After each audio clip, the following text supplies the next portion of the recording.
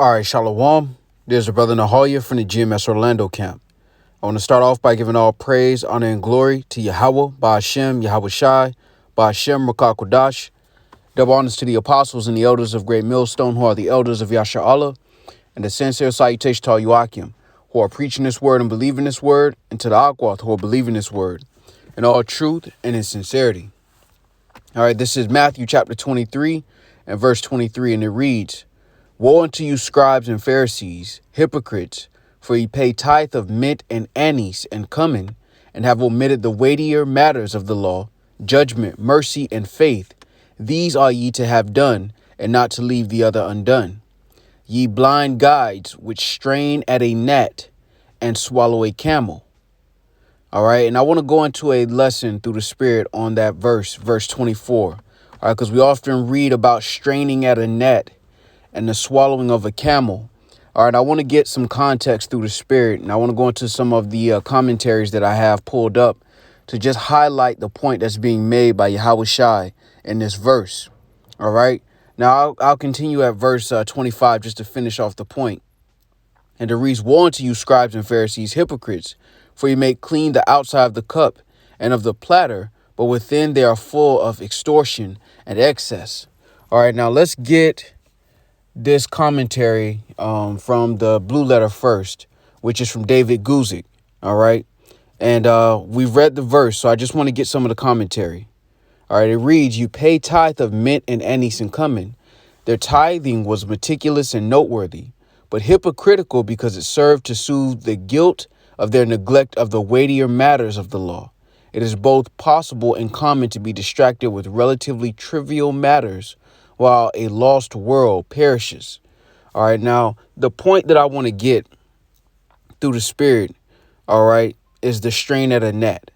Now, we understand in context that Yahweh Shai is making a point that at that time, the wicked scribes and Pharisees, all right, were making the traditions of men, all right, and these meticulous points so strict that they were overlooking the weightier matters of the law. All right. And again, through the Spirit and power of Yahweh Shai Shai, this was a very important conversation during this time of Yahweh Shai walking the earth and preaching the gospel. All right. Because we were entering into the transition, all right, from into a new covenant. All right. In the grace period through the Spirit and power of Yahweh Shai. All right. And what he was pointing out was that the law was at that point in time being used, all right, as a ego-driven situation as opposed to its original meaning, all right, which was to be obedient and to show your dedication to Yahweh Shai. All right, the best way I can put it is that when you look at how our people carry themselves now, in the church in particular, you know, you have people that come into the church with huge hats, all right, and the seats at the pews, all right, who sits at the front, all right, who does the pastor greet? Does he greet when he first walks in? These things take on a different meaning entirely, all right, and it pulls you away from the original intent, all right, and through the Spirit and power of Yahweh Shai, the law, statutes, and commandments were meant for our wisdom in the sight of the nations and our separation from the nations, all right, to be an image of the Lord's eternity on earth, all right, through our conduct, all right. But during the time of Yahweh Shai, all right, you had Jake, all right, who were abusing, all right, the authority that was given to them in the seat of Moses, all right, to use the law, all right, in a way that was condescending to a lot of Israelites during that time. All right. And it was all right. When you get the description, right. So let's start up. Let's go back to Matthew 23 and we'll start up so you can understand what I'm saying. All right. Matthew 23. And I will start at verse 1. And it reads, Then spake Yahweh Shai to the multitude and to his disciples, saying, The scribes and the Pharisees sit in Moses' seat. All therefore whatsoever they bid you observe, that observe and do. But do not ye after their works, for they say and do not. For they bind heavy burdens and grievous to be borne, and lay them on men's shoulders, but they themselves will not move them with one of their fingers. All right. And this is an example of abusing the authority that was given. All right. And this is why Yahushua is making this point. Now, again, the context of this lesson is going to be the straining at a gnat. All right. Because, again, we passed through that verse on many occasions. All right. And I want to get the context of what's being described there. But before I do that, I just want to get a quick, brief summary of what's going on in chapter 23. All right. Yahushua is pointing out and highlighting something very important, because at that point, all right, you had Jake who were saying basically that they were holier than those Israelites who didn't put on the show, who didn't broaden their garments and broaden their phylacteries. All right. It was now a show of ego. It wasn't for the dedication to Yahweh Shema Shai in truth and in sincerity. All right. And Yahweh Shai was pointing this out. This is why the straining at a net, as well as the broadening of the garments. All right. And I'll grab that as well before we get the point. All right. Verse 5 reads, "But all their works they do for to be seen of men.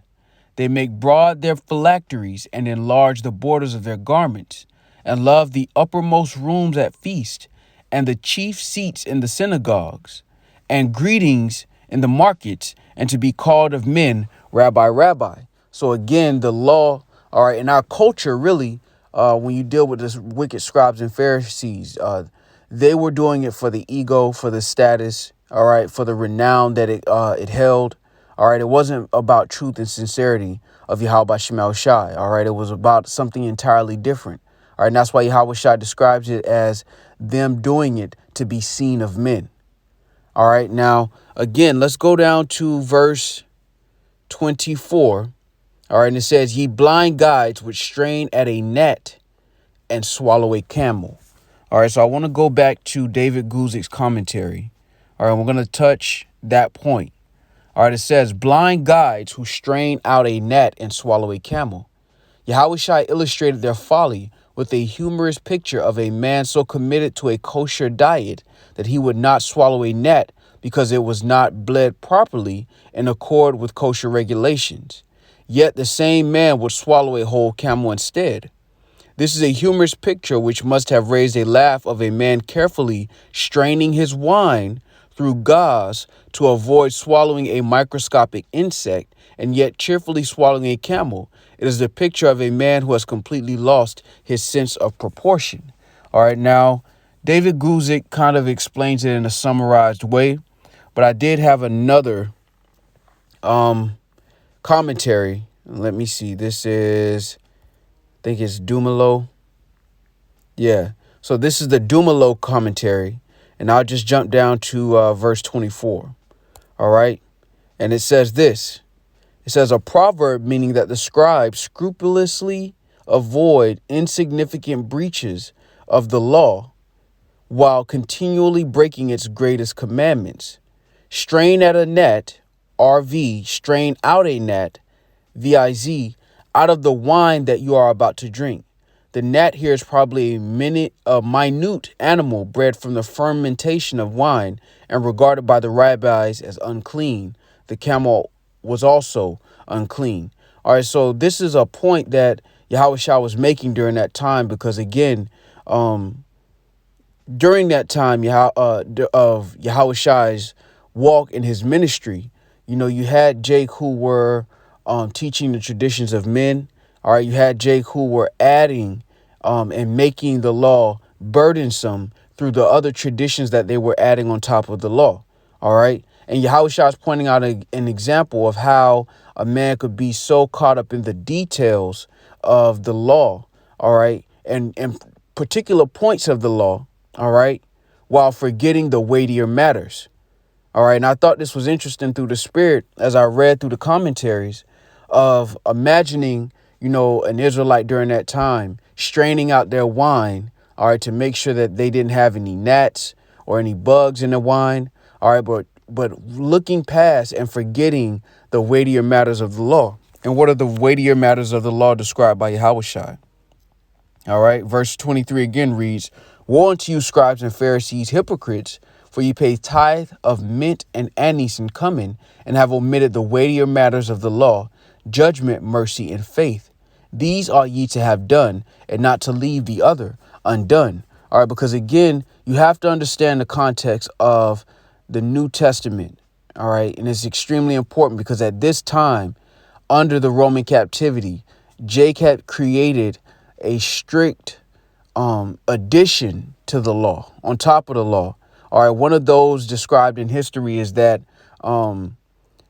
depending on which sect, I'm not sure if it was the scribes or Pharisees, but they had situations where you couldn't even walk a certain distance during the Sabbath day, or it was considered work. All right, these were things that they were adding to the law. And it was now a show of authority as well as ego driven. All right, if it makes sense, to be seen of men. All right, to be called rabbi, to have the uppermost rooms. All right, when you think about the modern day rappers, all right, when you think in the ancient world, those men were not revered. Those who were revered were those who were learned in the law. All right, those who were workers of the temple, in high authority. All right, when you think about Caiaphas during that time, all right, the high priest, all right, and then the scribes and the Pharisees.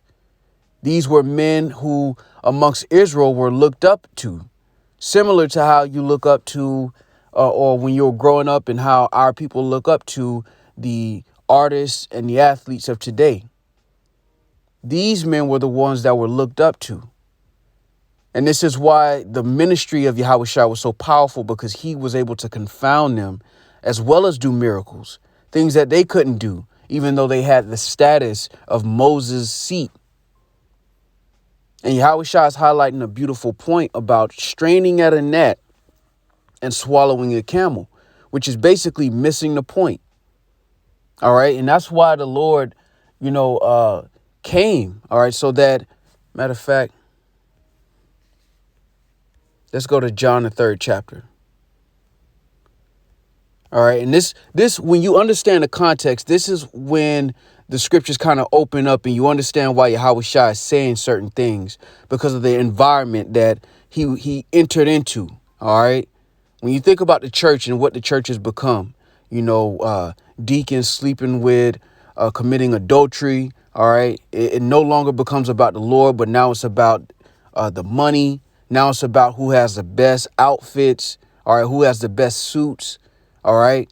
Who sings the best. It's about everything except Yahushua. The same similar situation was happening when Yahushua came on the scene. You had Jake who were using the scriptures, or who were doing the work of the Lord deceitfully. They were doing it for egos, all right, to exercise their authority over men, all right, to move up the status, the social status of that day. But it wasn't about Yahushua. All right. And this is why Yahushua said this. All right. This is John 3:17. For Yahushua sent not his son into the world to condemn the world, but that the world through him might be saved. All right. And this is where you see the grace begin to enter into the I won't even say grace has entered in, because the Lord has always given us a level of grace. All right. But this is where you have the grace before the day of doom. All right. Before the day of the Lord's vengeance. This is where it enters in through the sacrifice of the lamb, which is Hamashiach. And you had a time where the Pharisees were so strict concerning the traditions that they added to the laws and how they interpreted the law, that they laid heavy burdens on Jake. And that's why Yahushua said certain things like he didn't come to condemn the world. Or you got to remember, he was at this time in John, the 3rd chapter, he was speaking to Nicodemus. All right, who was, let's get it. All right, this is John 3:1. There was a man of the Pharisees named Nicodemus, a ruler of the Jews. And he was explaining that his coming into the world was not to condemn Jake, not to look at Jake and say, nah, you ain't gonna make it. Basically making the kingdom of heaven hard for men to enter concerning the Israelites. And this was amongst the circumcision. So you can imagine Jake, who was living like a Greek, trying to come back to the heritage, when this is how they were doing those who were of the circumcision. And Yahushua came in on the scene, and this is what he was saying. This is why he said certain things, that he didn't come to condemn the world, all right, but that the world through him might be saved, because at the end of the day, it's about salvation of the elect, beginning with the elect. Lord willing, we be a part of that number. All right. And when Yahushua highlights the straining at a gnat, all right, it speaks to the time that he was living in, where Jake was so strict and scrupulous concerning the law and their interpretation, all right, that they forgot the weightier matters. You know, it reminds me of the parable where the Pharisee came in. I believe it was a Pharisee, and he said, you know, thank the Lord that I'm not like this man. All right, which is forgetting the weightier matters of the law, which is mercy. All right, to love your neighbor as you love yourself. And this was lost in translation by the Pharisees, the wicked scribes and Pharisees, and their strict interpretation to really just exert authority over Jake. Not all right, but there were wicked scribes and Pharisees who did this. All right, and Yahushua was highlighting a detail on how they were so caught up in the details of the law and the traditions, and how the traditions and interpretations of the law and the contentions of the law, that they lost the point. All right. And this is the beauty of Yahweh Shema Shai, sending Hamashiach, all right, to confound the wicked scribes and Pharisees, and to redirect, beginning with the elect, the understanding to the point, to the subject matter. The law was not given to lord over men. All right. It was given, all right, as our wisdom in the sight of the nations. All right. And these things hang the whole law. Love Yahweh Shema Shai with all thine heart. All right. And love your neighbor as you love yourself. This is why Yahweh Shai said these things, because he came into a climate where, all right, the words of Yahweh Shema Shai. Matter of fact, I want to get this verse.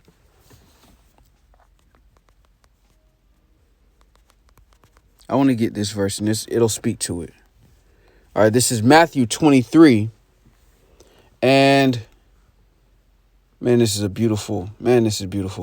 I'll just continue at 8. It says, but be not ye called rabbi, for one is your master, even Hamashiach, and all ye are brethren. And call no man your father upon the earth, for one is your Father which is in heaven. Neither be ye called masters, for one is your master, even Hamashiach. But he that is greatest among you shall be your servant. And this is why Yahushua came on the scene as a servant. He's setting the tone, all right, during a time where Jake's righteousness was according to the law, all right?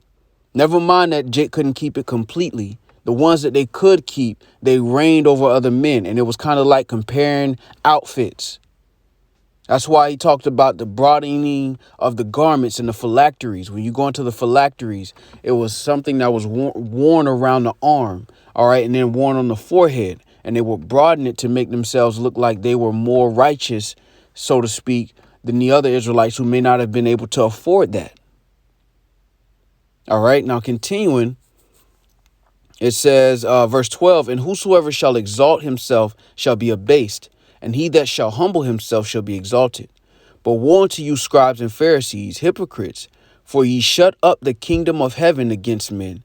For ye neither go in yourselves, neither suffer ye them that are entering to go in.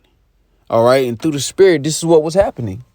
All right. And that's why the beauty of what Hamashiach came to do through the Spirit and power of Yahweh Shema Shai is powerful, even now. All right. Now more so than ever. All right. Because you see these things repeating themselves if you have understanding. All right. And when Yahweh Shai was talking about, straining at a net, it speaks to that point.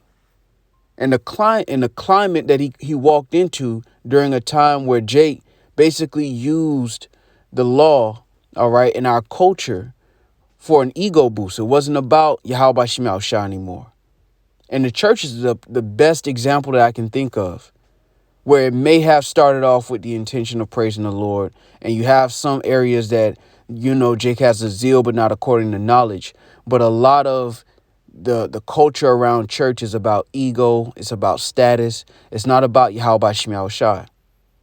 All right. And it's beautiful when you look at how it relates to today and how nothing new is under the sun. All right. This same conversation was happening during the time of Yahweh Shai. And it opens up the words of Yahweh Shai even more when you look at it from that context. All right. Now, I want to grab verse 13 in the commentary just to take a look and see what it says. All right. So this is Matthew 23 and 13. All right. It says, woe to you, scribes and Pharisees, hypocrites, for you shut up the kingdom of heaven against men. For you neither go in yourselves, nor do you allow those who are entering to go in. Woe to you, scribes and Pharisees, hypocrites. Literally, the word hypocrites refers to an actor, someone playing a part. Yahweh Shai exposed the corruption covered by the spiritual image of the scribes and Pharisees. You shut up the kingdom of heaven against men. The religious leaders kept people from the kingdom of heaven by making human traditions and human religious rules more important than Yahweh Shem Shai's word. This was clearly seen in the way they opposed and rejected Yahweh Shai. If they had opened the kingdom of heaven to men, they would have welcomed and received Yahweh Shai as the Messiah and the Son of God. All right. It says it was written of old that the priest's lips should preserve knowledge. Yahweh Shem Shai